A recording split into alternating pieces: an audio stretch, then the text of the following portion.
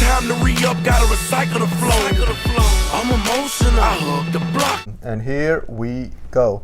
Hey, what's going on, everybody? Welcome to the channel. My name is Samrak. Ahmed. My name's Zara. We have another comedian here that's up and coming. Yes. We just did Sammy Obeid. You know, he's been going through like the reels, like when you scroll through reels, like comedy stuff, you see Sammy Obeid, you see this guy here, Martin Amini, if I'm saying it right. So, yeah, he's been like on my personal feed, 'cause I look up a lot of comedians. So basically, if there's like a comedy channel, like on, not comedy channel, like page on like Instagram, even on YouTube and stuff. So, you know, I'll come across him. Yeah. You know, and then I'll try to avoid, not that I don't want to see it, I try to avoid it so that I could do a reaction, you know, with the group here. Yeah, so this special here, Martin Amini. Amini. So the special is called Son of an Ice Cream Man from 2020. Yes. Have you two even heard of Martin Amini? Not really. Nope. No, not at all. No. Yeah, he's up and coming. He's part of that circuit of new, you know, like Matt Rife. Yeah. Like I said, Samuel Obeid, and then a few others that we will plan, like we do plan on getting into. But man, Sounds interesting. The title. Son of an Ice Cream Man. Is it really the son of an ice cream man? Could be. Maybe. You know, is that his Origin story. origin story here? Could be. So Yeah. I believe this was his first comedy special put out. It wasn't on any major label or anything. It wasn't on Netflix or anything. It's just like, you know, he's, you know, trying to come up in this comedy game, and then, you know, I guess all the comedians go through all this, right? You have to get discovered somewhere, right? You have to have your own production company, so on and so on. Yeah, so we want to give this a try. Yes. Martin Amini, Yes. we ready? Yep. So it's Son of an Ice Cream Man from 2020. If you do like our reaction, please like, comment, subscribe, also hit the notification bell. All right, again, we're just gonna watch the entire thing in one sitting and then upload it in parts, because obviously we can't upload this whole thing because we do not own the rights to this, so we're just doing reaction videos to this. All right, and here we go.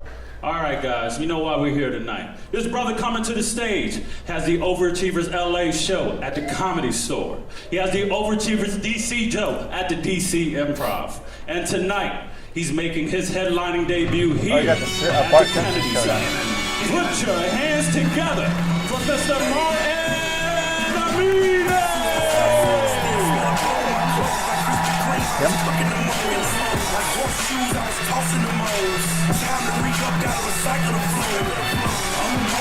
DC! What's up, DC? Y'all feeling good? Hell yeah. Y'all got here like almost on time? I'll take that, you know what I mean? I was worried for a second. I was like, it's 7:30 and it's like 80 people here. I was like, but yeah, y'all came like 7:40. I was like, all right, we good.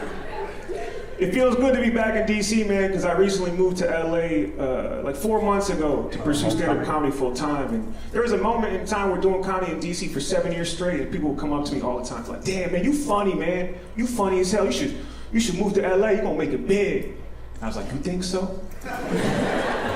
They're like, yeah. I was like, okay.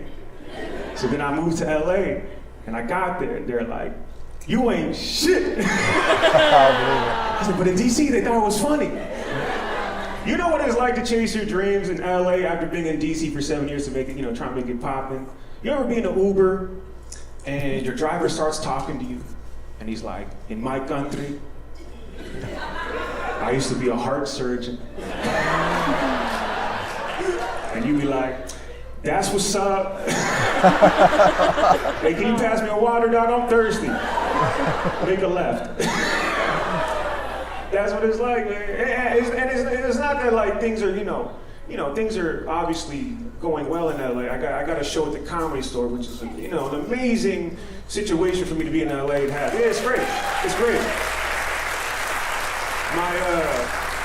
My show in LA, my first month there, I'm doing a show by the name of Michael Rappaport. He's on the lineup with me. Oh. Yeah. I'll be honest, that is. I didn't know who he was. I thought he played for the Boston Celtics in the 80s. But I saw everyone taking pictures with him, and he's on the show with me. I'm like, oh, though he's, so maybe I said, oh, maybe I'll take a picture with him. I'm like, yo, Mike, hey man, big fan, loved you in the 80s.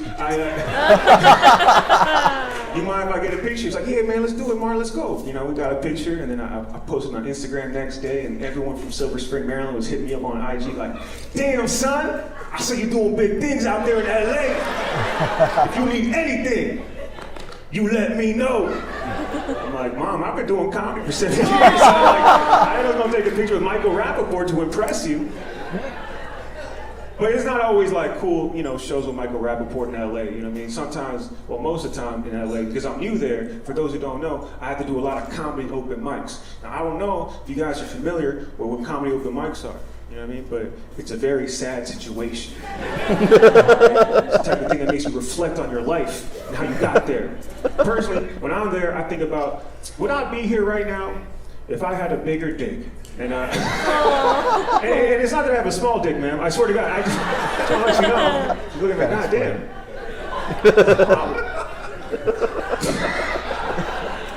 No, my dick is big enough to have a happy, healthy relationship, right? But it's not big enough where I could talk back. You know what I mean? You were right, sweetheart. I was wrong. You know what my problem is? I got a lot of friends with big dick energy. I don't know if you guys are familiar with big dick energy. I could feel it from this VIP section right now. Got your legs open wide, like, no hesitation, like, hell yeah, dog. I know what you. Please close it. No,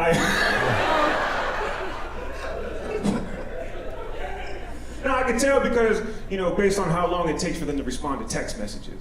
I was in the car with one of my close friends, and his phone was getting blown up. And I was like, hey man, you want to respond to that text? It looks like she's trying to talk to you. And he looked at the phone, he's like, nah, she could wait.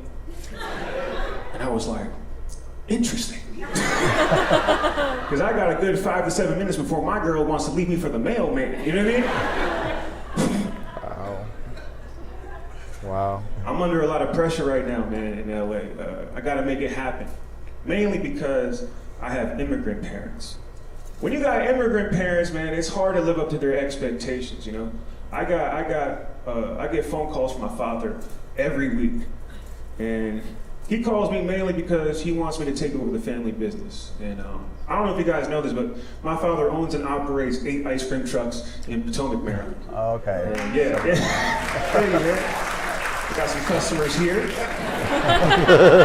It's real. Like my father, he calls me in LA, right? Every week, he's like, hello, son. How are you? How is the comedy thing going?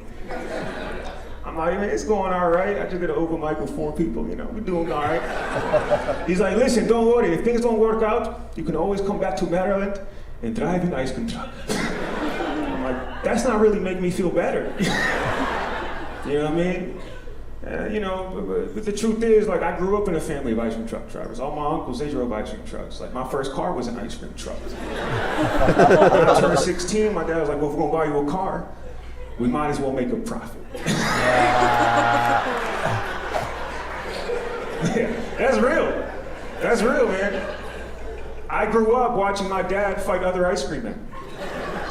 I don't know if you guys are familiar with the ice cream truck business, man, but it's a violent ass business.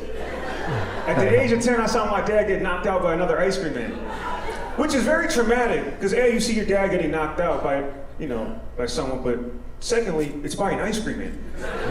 That's supposed to be the happiest person in the world. When you're a kid, you see an ice cream man, you're like, ice cream! That's the ice cream man! I'm like, that's the dude who knocked out my dad. Fuck that dude. I'm gonna get revenge after this popsicle. Yeah, man. But my dad, he don't fight like that no more. He's 65 years old, he's semi-retired. Back in the day, he used to be a wild dude, 5'8", got the bad temper, shot the bras, he was crazy. Persian, you know what I mean? Persian, because my dad, he's the type of dude like he'll wear a Rolex, Versace, but definitely still shops the bras. That's my dad, Mercedes-Benz, but $2 socks.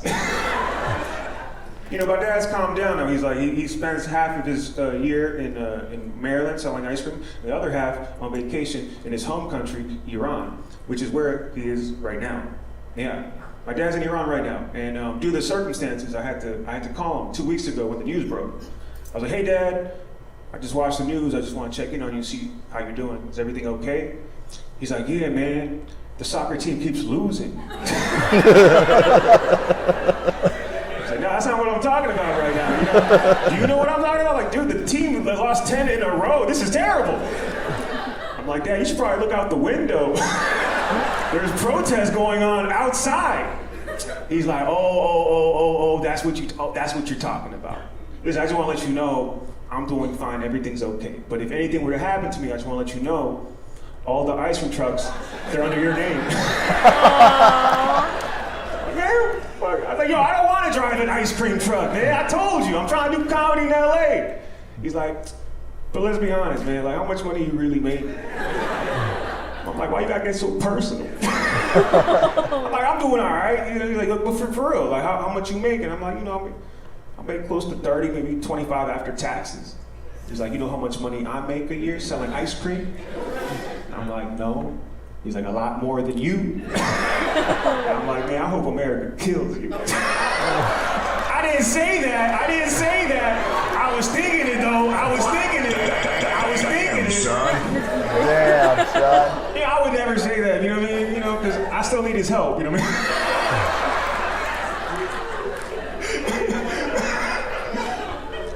But you know, being half Iranian, a lot of times, like now, because of the situation, I got a lot of homies hit me up like, yo, son, what's up with your peoples? I'm like, I don't know. I watch the same news as you know what I mean? But obviously, I want there to be peace amongst both countries. That's obvious, you know what I mean? That's a priority. But secondly, shit, I don't want to drive an ice cream truck. I got a personal stake in this situation, you know what I mean? I don't know, man. That's, you know, shout out to my dad. You know, he's in Iran, you know what I mean? So, you know, I don't know what's going on out there. I don't. But he'd be all right. He'd be sending me pictures every day. He plays basketball. He's fine. You know what I mean? My mom's here, though. Shout out to my mom, man. She came, you know what I mean? Yeah, it's an amazing night. Time to re-up, gotta recycle the flow. I'm emotional. I hug the block.